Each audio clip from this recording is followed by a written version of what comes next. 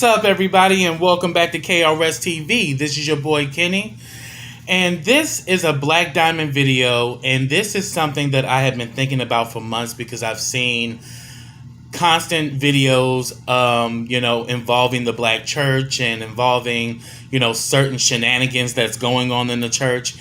For example, like T.D. Jakes, Kim Burrell, Bishop Lamor Whiehead, and Bishop Patrick Wooten.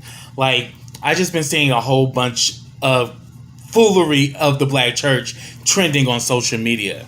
Just a whole bunch of foolery and clownery. And Monique said it best. When you do clownery, the clown comes back to bite. And that is true in a lot of these narratives that have been happening from these individuals I just mentioned. First, I'm going to talk about T.D. Jakes, where he said in the pulpit that women are being raised to act like men. And that spoke many volumes to me because it's literally coming across to me that T.D. Jakes is like re-ushering this notion that the man is supposed to be the head and that the wife is supposed to be the tail, or the woman is supposed to be subservient to the man, that she's not allowed to have goals or ambitions of her own, that she's meant to just play the role of supporting the man. But yet we have a resurgence of women's rights and women, taking control of their lives. They're building businesses. They're raising families by themselves. Sisters are doing it for themselves. Aretha Franklin and Annie Lennox, classic. But we're really seeing even more a resurgence of this in our culture. And you still got some men who want to go back to that old traditional way where the woman was the housewife. She cooked the meal, she ironed the clothes, she fed the babies, and the man was out here accomplishing his dreams and his goals and his aspirations, and the woman was the counterpart to support him. But now that we have this notion where women are now taking control and they're rolling in the trenches on their own without the help of a man, a lot of men's, persona and manhood feels threatened. His notion of masculinity is threatened because a lot of traditional men have that old idea that the woman is only supposed to be the counterpart to him, but never surpass him. And sadly, this is a narrative with a lot of men, especially men in the Black community.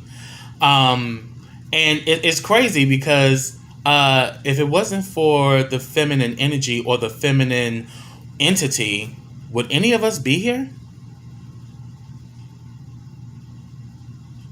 Just saying. So it's just crazy that, a lot of us men are still trying to push this narrative that the woman is not an equal player. I mean, when you think about the game of chess, the person who has the best moves is the queen. The queen can go into multiple areas to protect the king. But the thing is, the king needs to understand that he needs that queen to survive. Because at the end of the day, feminine energy gave birth to everything. I mean, you have female prime ministers and female presidents in other countries around the world. But we've never had that here in America or in Britain or anywhere else. Or in Britain, as far as I know. Especially not here in America. We have never had a female president. We now have a female vice president, the very first. But look how many years it took for that to happen. So I'm saying, like, this whole notion of masculine energy and feminine energy is very toxic here in this country. So it's no surprising that T.D. Jakes would issue that narrative because that was a narrative that he grew up with. That's a narrative that's been planted in his head.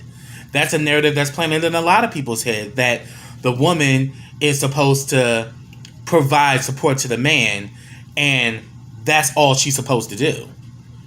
When yet women are proven that they can do just as much as us, even better.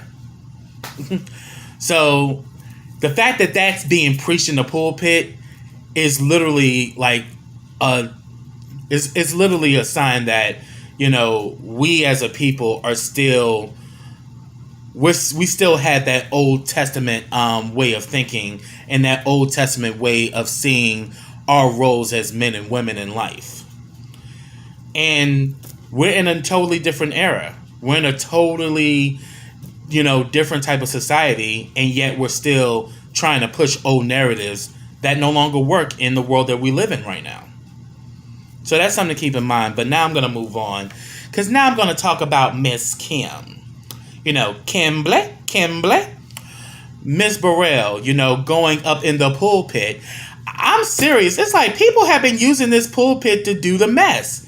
But shout out to Larry Reed, Larry Reed Live, because he brought this up, which when I really think about it, it's so true. That before social media, where you would get the shade and get the reading and get the gossip, was the pulpit in your church.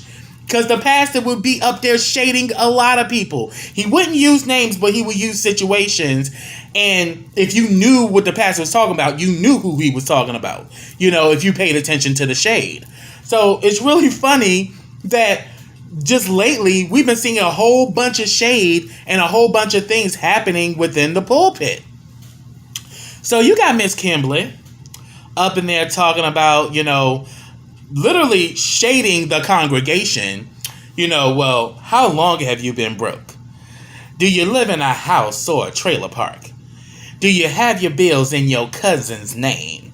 And she said that it was supposed to be funny, but boo-boo, nobody was laughing.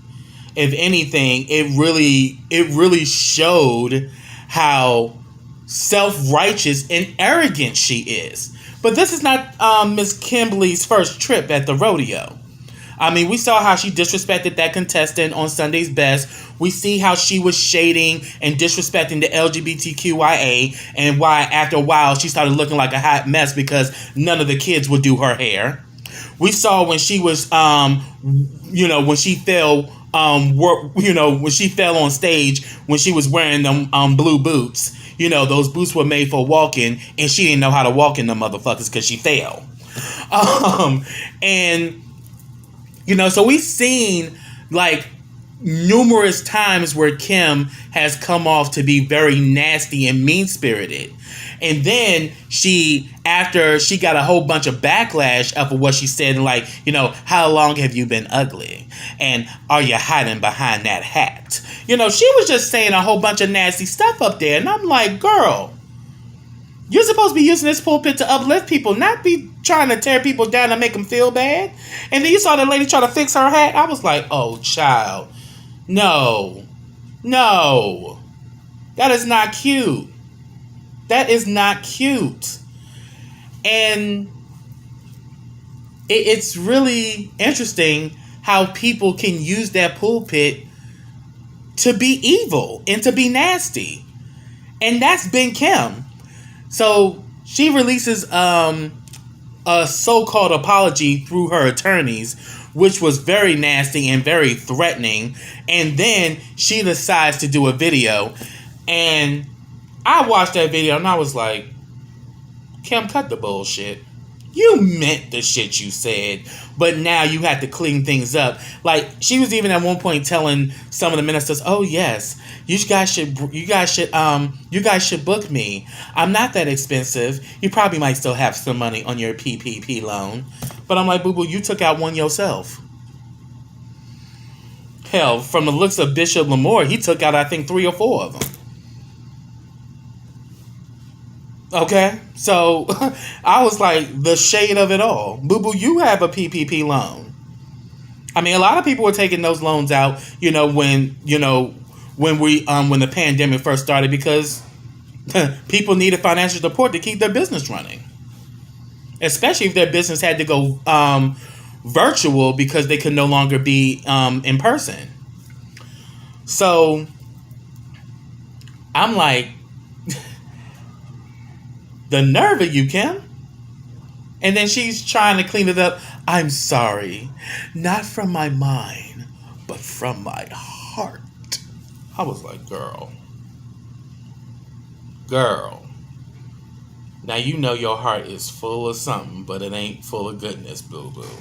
you need to work on that. If anything, you the one that needs to get called, to the altar to get prayed on, because you got some serious issues. And yet you shouldn't be up. You should just sing. Because one thing we cannot deny about Miss Kimberly is she's talented. That woman can sing her face off. I mean, hell, she was even endorsed by the great voice Whitney Houston. Whitney Houston vouched for her. And then all of these other entities in the industry vouch for her. There's no denying her talent. But as a minister or as a preacher, that ain't your lane, boo-boo. Just sing, and don't put her on no reality show or nothing like that, because you really gonna see how nasty she is. She's just got a nasty persona. She has a very mean way about her. But you can't deny her talent. That talent is God-given, and you can't deny it. But that was definitely something that really struck me. I'm like, I know this heifer is not up in the pulpit shading the congregation that pays her bills, that puts love offerings, where they're pretty much living, working 9 to 5s, paying their bills and trying to make it as best as they can. And you're up here in, your expensive garbs and your expensive, jewelry or whatever, and you're talking down to them like, well, how long have you been broke? Like, girl, it was not a good look. Not a good look at all, Kimberly. Not a good look at all. Now, I'm going to really talk about the one that has gone viral. And that is Bishop Lamor Whiehead. It went viral of him getting robbed in his church at gunpoint. But the irony is that him and his wife were the only ones robbed. And it's been said that they were robbed over $1 million worth of jewelry. But nobody else in the congregation got robbed. Because usually when it comes down to an actual robbery, everybody getting hit.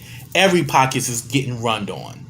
It's like they're doing like a tithes and offering. Everybody got to give something up in an actual robbery. But I find it ironic that only him and his wife were robbed.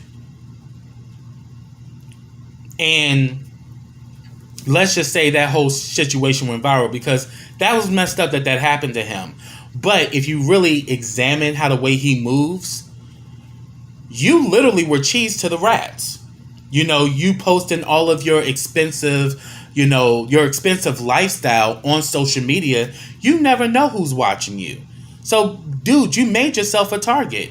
You made your wife a target too.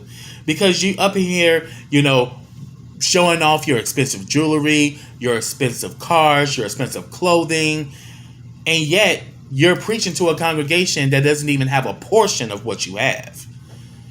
And on top of it, you're still in a pandemic. People's lives were turned upside down due to COVID-19.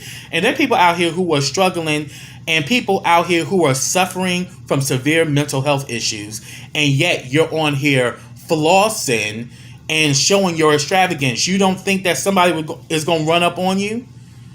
And then also the fact that you spending all this money on that, why didn't you invest money into a security team? Because if you're going to move like that, trust and believe anybody can run up on you. Tupac said it best that it doesn't matter how high you are, you can be touched. If they can touch you, they can take you out. And it just goes to show that this man is full of narcissism and he's filled with delusions. And it totally starts to show even more that that's true when he got on Larry Reed's Live when he was speaking with Pastor Genesis Warren. And he literally gets in there and starts being all kind of disrespectful. He fat shames her, which, I'm a big component against fat shaming. He fat shames her, tells her that she need to get some wet loss, and starts calling her Biggie Smalls, and then starts to be very homophobic with Larry when he calls him an FAGGOT. I gotta watch what I say because YouTube and these algorithms be tripping. So I looked at this and I'm like, you have the nerve to call yourself a man of God and this is how you act? I understand we all human at the end of the day, but dude, you got on that platform as a pastor, as a bishop, and this is how you talking? I mean, dude was all kind of nasty, but it was kind of like an example of his narcissism. He wants to be seen. He wants the attention because he's gone viral since him being robbed. And a lot of people think that was a setup and that it was a scam. And I'm thinking it could have been a scam in two ways. One, he set up the robbery so he can actually get, an insurance claim on the jewelry, because literally the insurance claim, if you're wearing that kind of level of jewelry, you definitely got insurance on it. And that insurance payout is going to be far more than what you paid for the jewelry.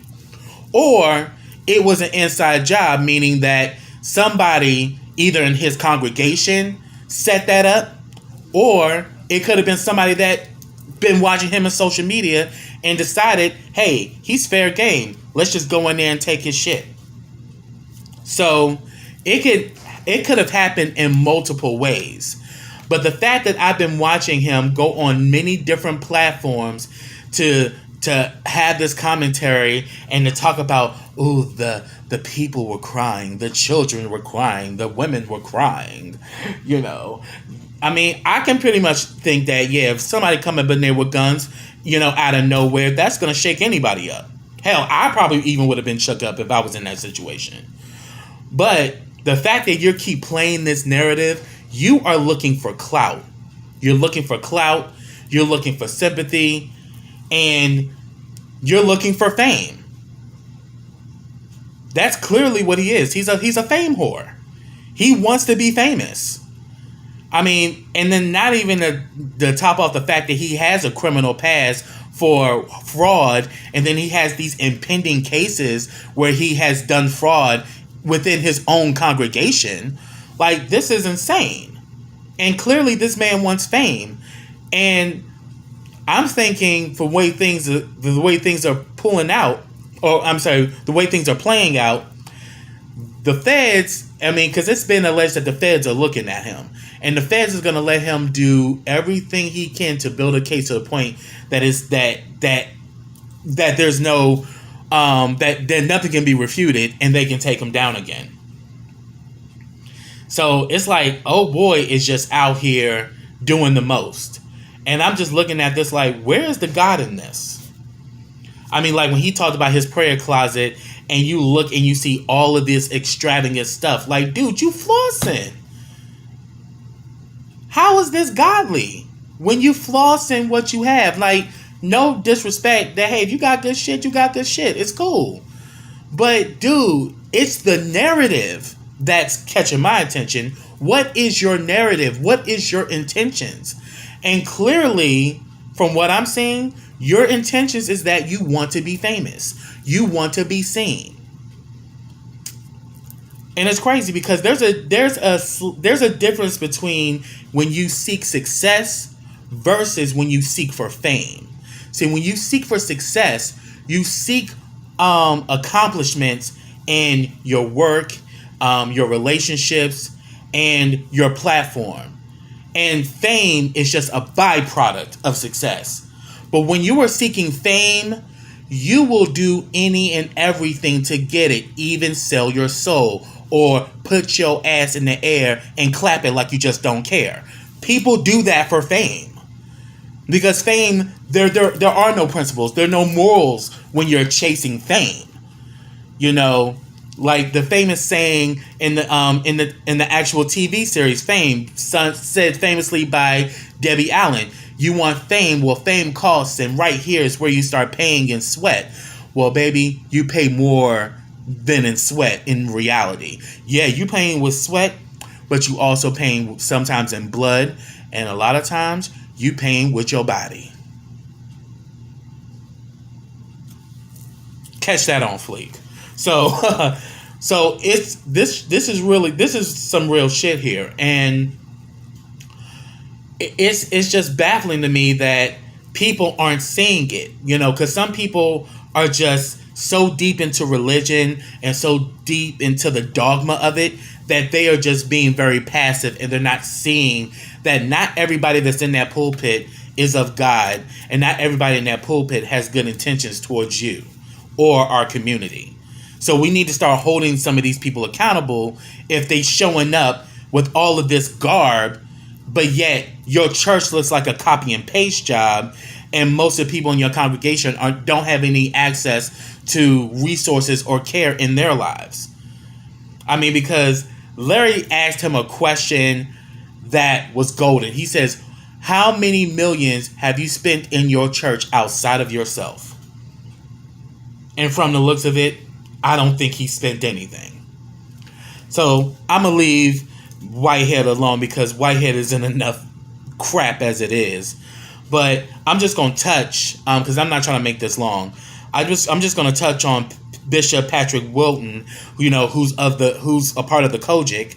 The cogic, I say, are like the neoconservatives of the churches. If you really want to put like church and politics, the cogic would be like the neoconservatives, because they have a very strict rules and guidelines of how they do things, and they're very traditionalist. They're not innovative at all.